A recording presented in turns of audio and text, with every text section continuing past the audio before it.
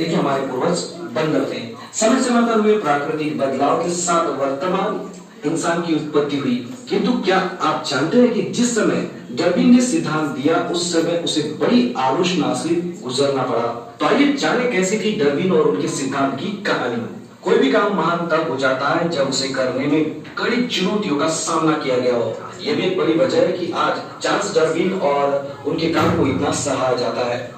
Charles Darwin ने जो काम किया और जो उपलब्धियां हासिल की, उनमें से उनकी खुली सोच ने अहम भूमिका निभाई थी।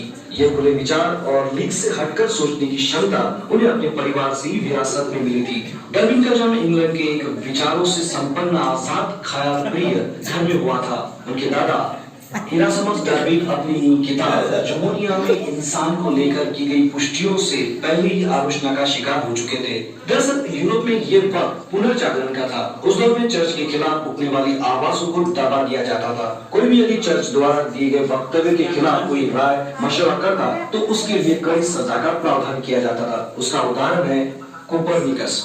उन्हें यह बताने के लिए सरेआम मौत के घाट उतार दिया गया था कि सूर्य पृथ्वी के नहीं बल्कि पृथ्वी सूर्य के चक्कर लगाती है। इस काल में यह कह देना कि इंसान की उत्पत्ति किस शक्ति द्वारा एडम और ईव से न होकर एक सिद्धांत के आधार पर हुई है, तो यह सीधा चर्च और उसके धार्मिक कट्टरपंथ को टक्कर देना था। शुरुआत में डार्विन हिचकिचाए, लेकिन ज्यादा समय तक खुद को रोक नहीं सके और इसे सही साबित करने में जुट गए। अपने पिता और दादा की तरह चार्ल्स डार्विन को भी चिकित्सा में पढ़ाई का मौका दिया गया। उन्हें एडिनबर्ग विश्वविद्यालय में भर्ती कराया गया था। माना जाता है कि ये विश्वविद्यालय उस समय की कैम्ब्रिज और ऑक्सफोर्ड की तुलना में आजाद ख्यालों को ज्यादा महत्व देता था।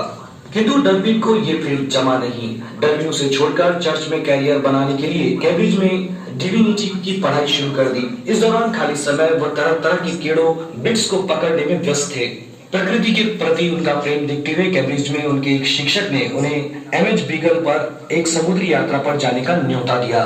डार्विन की यह यात्रा उनकी जिंदगी में एक बड़े बदलाव लाने वाली थी। 1831 में मात्र 22 साल की उम्र में बीगल नामक एक जहाज पर उन्हें कई महाद्वीपों का भ्रमण करने का मौका मिला। इस यात्रा के बारे में उन्होंने कहा, बीगल द्वारा की गई समुद्री यात्रा मेरी जिंदगी की अहम घटना है। उसने मेरे करियर को एक नया आयाम दिया। 5 साल की यात्रा के दौरान डार्विन ने इंसान और पेड़ पौधों के जीवन को लेकर कई तरह की जानकारी और तथ्य एकत्रित किए। आगे वे वापस लौटे तो अपने साथ लगभग 1500 प्रजातियों से जुड़ी जानकारियां साथ लेकर आए थे। एमएच बीगल रॉयल नेवी का 27 मीटर लंबा जहाज था, जिसने 5 साल में लगभग